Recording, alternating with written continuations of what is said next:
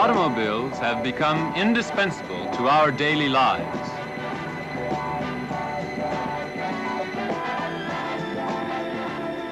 Cars powered by gasoline engines.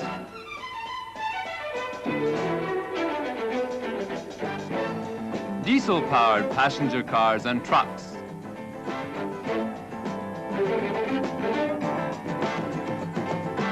Compared to gasoline engines, diesel engines are finding a far greater range of applications. In agriculture, in construction, we will make a simple test.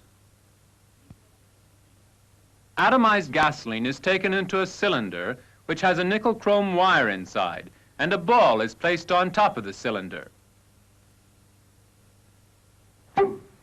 Why does the ball jump off the cylinder?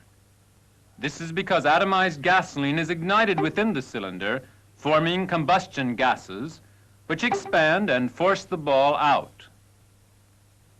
This force is called combustion pressure.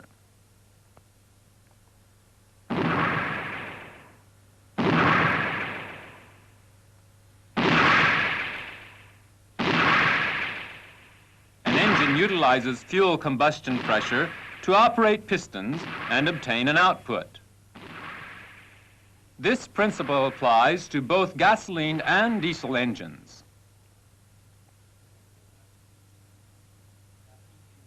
In a gasoline engine, an air-fuel mixture is drawn into the cylinder and is compressed by the action of the piston. This air-fuel mixture is then ignited by a spark, and combustion pressure pushes the piston down.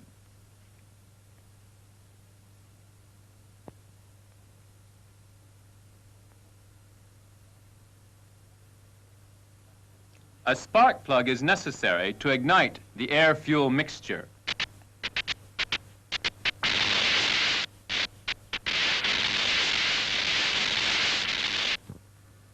Diesel engines do not require spark plugs for fuel combustion. In other words, the process of fuel combustion differs between gasoline engines and diesel engines.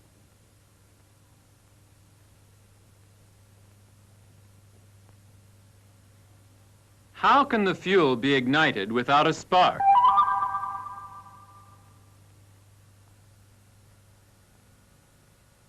Gasoline is used in a gasoline engine, while a diesel engine uses diesel fuel. Let us make a simple test to discover the individual characteristics of these two types of fuel. Gasoline easily catches fire when it is brought close to an open flame, but diesel fuel does not. This phenomenon is known as flash. In other words, gasoline is far more volatile than diesel fuel.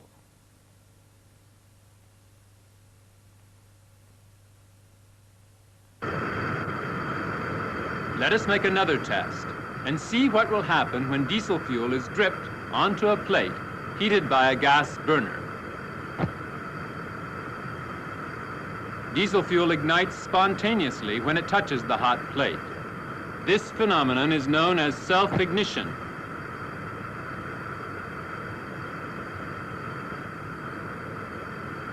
Then what will happen with gasoline? Gasoline does not ignite.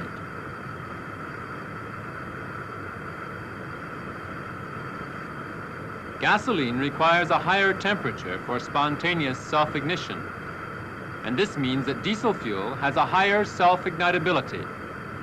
And when this characteristic is utilized to the fullest extent, diesel fuel combustion can be achieved without a specific ignition system.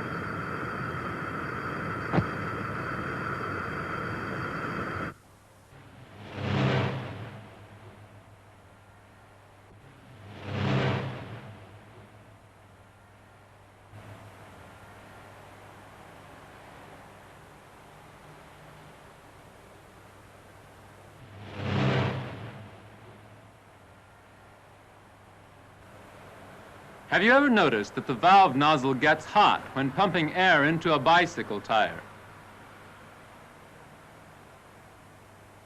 Why is this?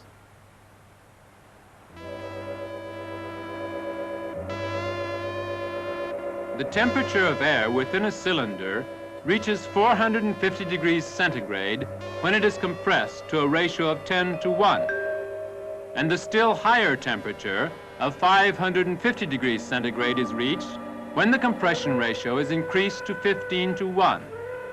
In other words, the higher the compression, the higher will be the air temperature.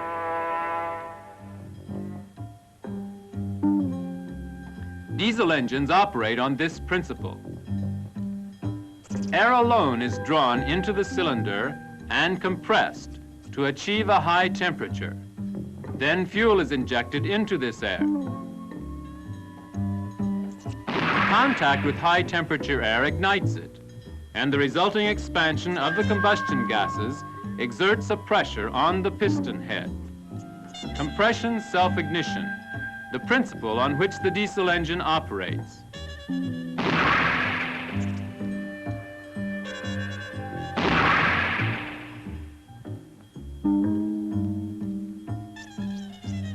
Now let us see what happens in a diesel engine. Air filtered through the air cleaner is drawn into the cylinders and compressed. The fuel is pumped from the fuel tank by the feed pump and is taken into the fuel filter. Filtered fuel is then fed into the fuel injection pump, where it is pressurized by plunger before delivery into the injection nozzles. Pressurized fuel is injected into combustion chambers and ignited in contact with the high temperature air. Now let us look at the individual fuel system components. To achieve complete fuel combustion, it is necessary to inject fuel into the combustion chambers in the form of fine particles, and this is accomplished by the injection nozzle. For efficient spraying, high pressure is needed. The injection pump is adapted to deliver the fuel under pressure.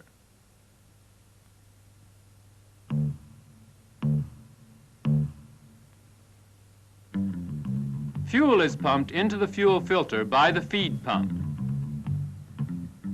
The fuel filter is designed to remove dust, water, etc., things that harm a diesel engine.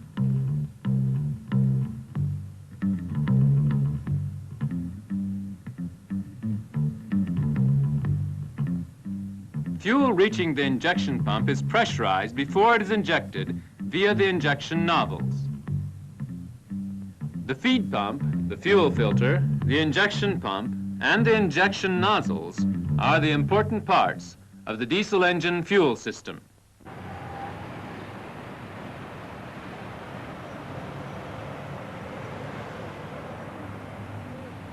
Motor vehicles are used under varying operating conditions, and volume of fuel delivery, injection timing, etc., must be controlled to meet engine requirements.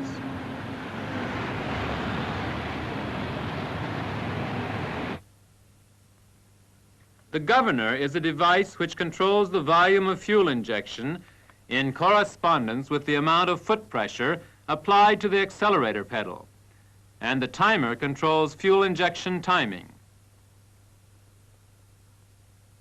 Shown here are the governor and the timer with a part cut away to show the internal mechanism.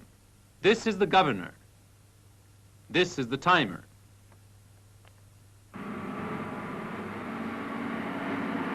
When a vehicle is climbing a slope and greater engine torque is required, the governor works as illustrated, allowing the fuel injection volume to increase.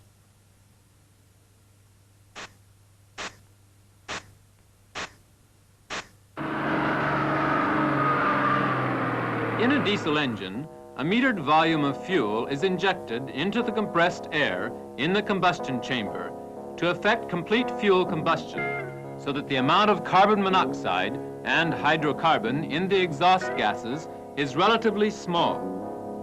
These are the principles and characteristics of diesel engines. Let us now turn to the combustion chambers, which are important for obtaining efficient fuel combustion.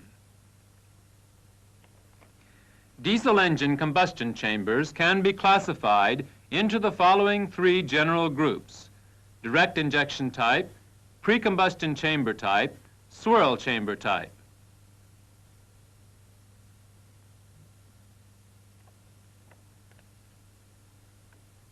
The direct injection diesel engine features excellent thermal efficiency and fuel economy, as the metered volume of fuel is injected directly into the combustion chamber in the piston head.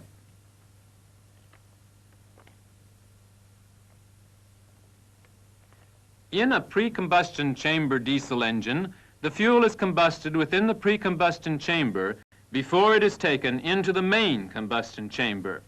This type of diesel engine features smooth and quiet fuel combustion.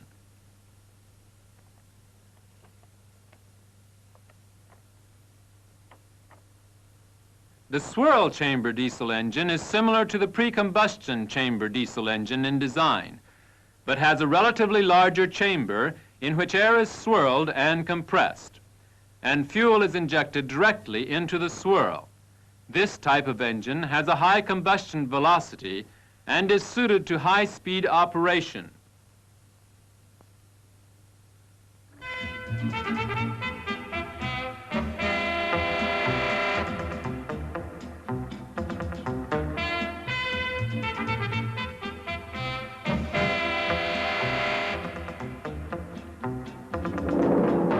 While driving, care should be taken not to cause engine overrunning.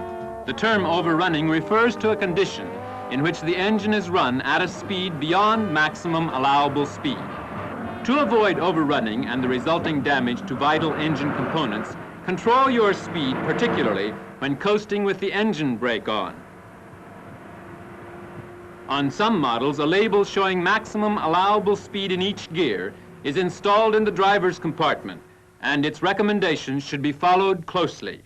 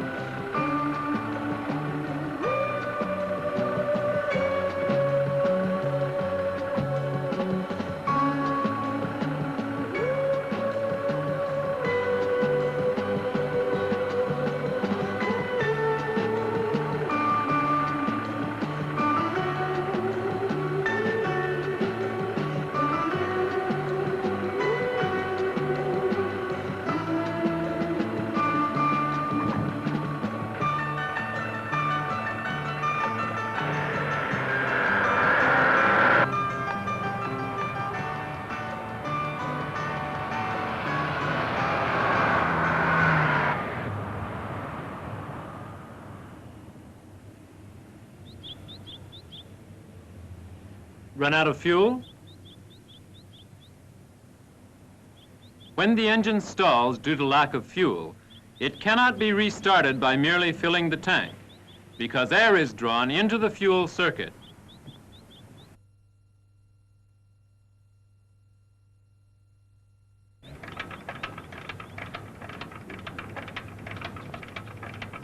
To remove air, bleed the circuit by operating the feed pump manually.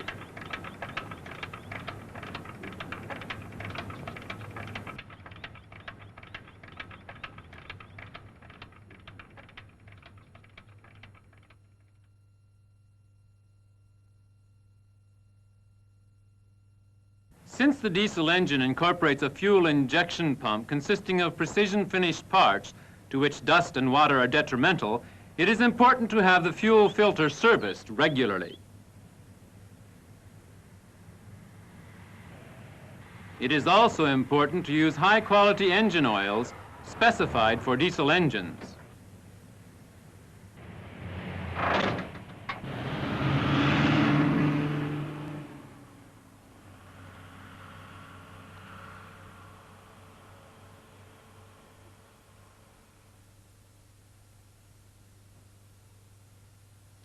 "80 years have passed since the diesel engine was invented by Rudolf Diesel in pursuit of higher thermal efficiency.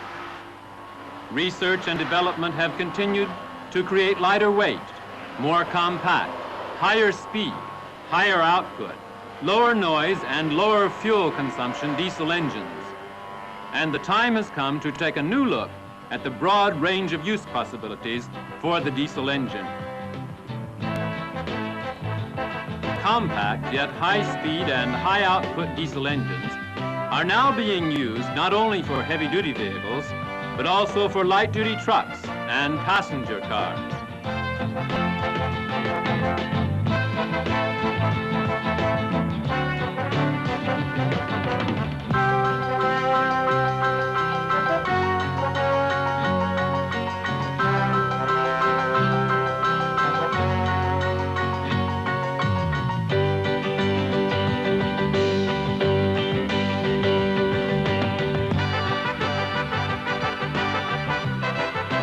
That diesel engines will find a wider range of application in an ever larger variety of fields, contributing further to the conservation of our limited natural resources and to the anti-pollution movement.